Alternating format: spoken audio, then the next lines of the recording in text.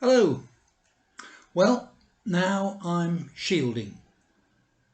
I should have had my operation next Wednesday, but with our hospitals being flooded out with COVID patients, I'm postponed until who knows when. This also means I'm unable to take Joyce's funeral. Some of you who live in Tamworth will have known Joyce. Tamworth's a very ordinary place, and Joyce, you could say, lived a very ordinary life, based around her home, her family, her work, and her life in church.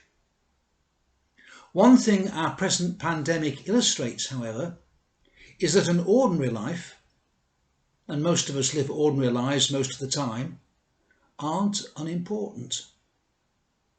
We now know that our ordinary comings and goings, washing our hands, keeping 6 feet from each other, and so on, actually contains the power of life and death over other people.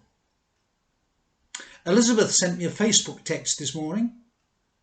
It said, "The figures are becoming people, and the people are becoming people that we know." Very true. I mentioned Joyce, a little lady who could pass in the street without noticing her, because she embodied virtues which typified her generation and which we have lost. Joyce grew up in a world where there was community. You unthinkingly cared about other people and contributed to communal life. In Joyce's case, her work for many years in an engineering firm, a little Methodist chapel and its Sunday school, and latterly one of the churches I used to look after. Such a life imbued in her an attitude of caring about others and reckoning yourself as accountable to your neighbours.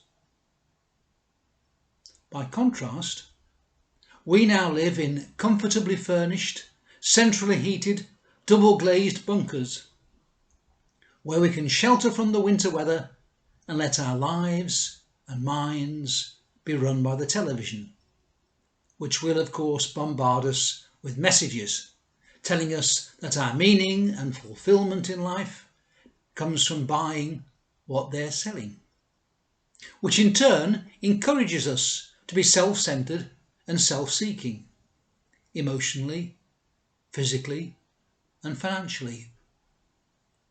Such a nation would be incapable of considering other people and will be unable to get rid of the virus.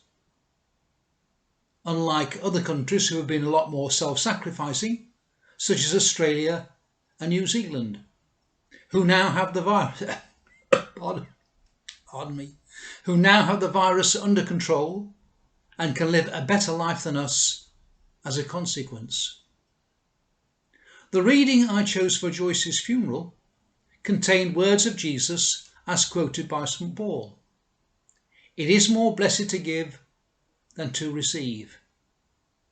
It is more blessed because it's good for other people, and it's good for us because we were designed by God to give and bless the world that He's placed us in.